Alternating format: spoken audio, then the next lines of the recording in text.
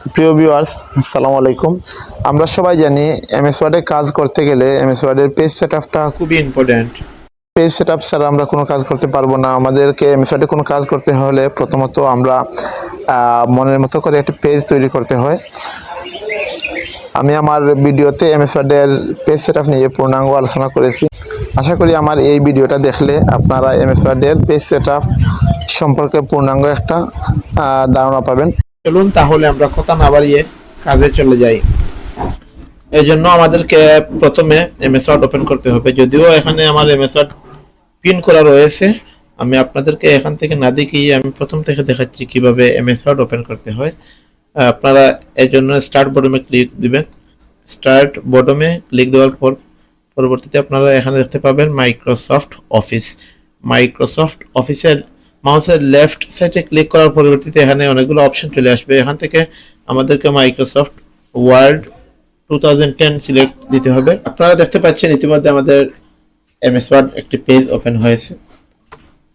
এখন আমি আপনাদেরকে দেখাবো কিভাবে পেজ সেটআপ করতে হয়। পেজ সেটআপের জন্য আমাদেরকে পেজ লেআউটে ক্লিক করতে হয়।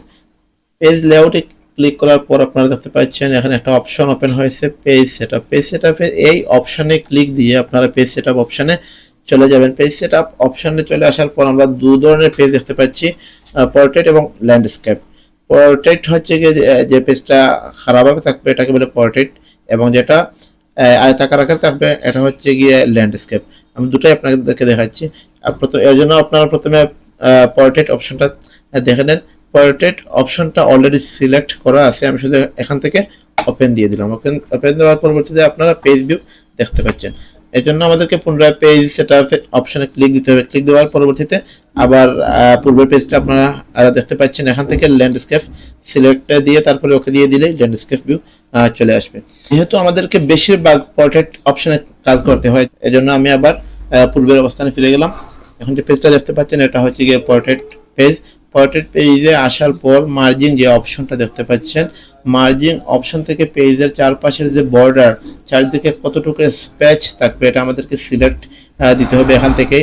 যেমন দেখতে পাচ্ছেন আপনারা চতুর্দিকে 1 ইঞ্চি করে স্পেস রয়েছে। টপ 1 ইঞ্চি, বটম 1 ইঞ্চি, লেফট 1 ইঞ্চি, রাইট 1 ইঞ্চি।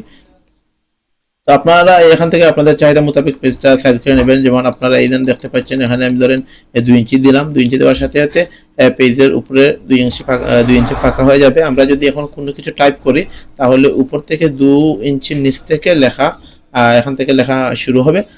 এটা আপনাদের চাহিদা মোতাবেক আপনারা করে নেবেন। এখন চলেন আপনাদেরকে দেখাই কিভাবে পেপার সাইজ করতে হবে। পেপার সাইজের জন্য আমরা সেম অপশন আমি আপনাদেরকে বোঝার সুবিধার্থে প্রথম থেকে আবার দেখিয়ে নিচ্ছি। প্রথমত আমরা পেজ সেটআপে ক্লিক দেব। ক্লিক দেওয়ার পরবর্তীতে আপনারা দেখতে পাচ্ছেন পূর্বের পেজটা আবার ওপেন হয়ে গেছে। এখান থেকে আপনারা পেপার সিলেক্ট দেবেন। পেপার সিলেক্ট দেওয়ার পর এখানে হচ্ছে গিয়ে পেপার সাইজ, এখান থেকে পেপার সাইজ সিলেক্ট দিতে হবে।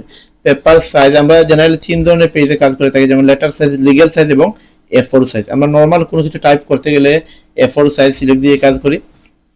স্পেশালি যদি আমাদের স্টাম্পের কাজ করতে, স্টাম্পের কাজের জন্য আমরা সব সময় লেটার পেজে কাজ করে থাকি। এই জন্য ধরেন আমি লেটার পেজটা সিলেক্ট দিয়ে দিলাম। লেটার পেজ সিলেক্ট দেওয়ার পরবর্তীতে এখন ধরেন আমি একটা স্টাম্পের কাজ করব। স্টাম্পের কাজ করতে গেলে প্রথমত আমাদের পেপার সাইজ দিতে হবে লেটার। এটা সাইজ দেওয়ার পর আমরা মার্জিং অপশনে চলে আসতে হবে। মার্জিং অপশনে আসার পরবর্তীতে স্টাম্পের কাজ করতে গেলে সব সময় উপর থেকে 4.5 ইঞ্চি থেকে 6.5 ইঞ্চি পর্যন্ত ফাঁকা অংশ রাখতে হয়। ধরেন আমি উপরে 6 ইঞ্চি ফাঁকা অংশ রাখবো, যেহেতু স্টাম্পের কাজ করব। স্টাম্পের কাজের জন্য এখান থেকে 6 ইঞ্চি ফাঁকা করে নিলাম। আপনারা দেখতে পাচ্ছেন উপরে 6 ইঞ্চি ফাঁকা হয়ে গেছে। পেজ সেটআপের ভিডিও দেখে আপনারা যদি বিন্দু পরিমাণ উপকৃত হয়ে থাকেন তাহলে দয়া করে যারা ইউটিউব চ্যানেল থেকে আমার এই ভিডিওটা দেখতে পাচ্ছেন আপনারা আমার চ্যানেলটি সাবস্ক্রাইব করবেন, এবং যারা আমার ফেসবুক পেজ বা আইডি থেকে দেখতে পাচ্ছেন আপনারা দয়া করে ফলো, শেয়ার এবং কমেন্ট দিয়ে সাথে থাকবেন। সবাই ভালো থাকবেন। ধন্যবাদ সবাইকে। আসসালামু আলাইকুম।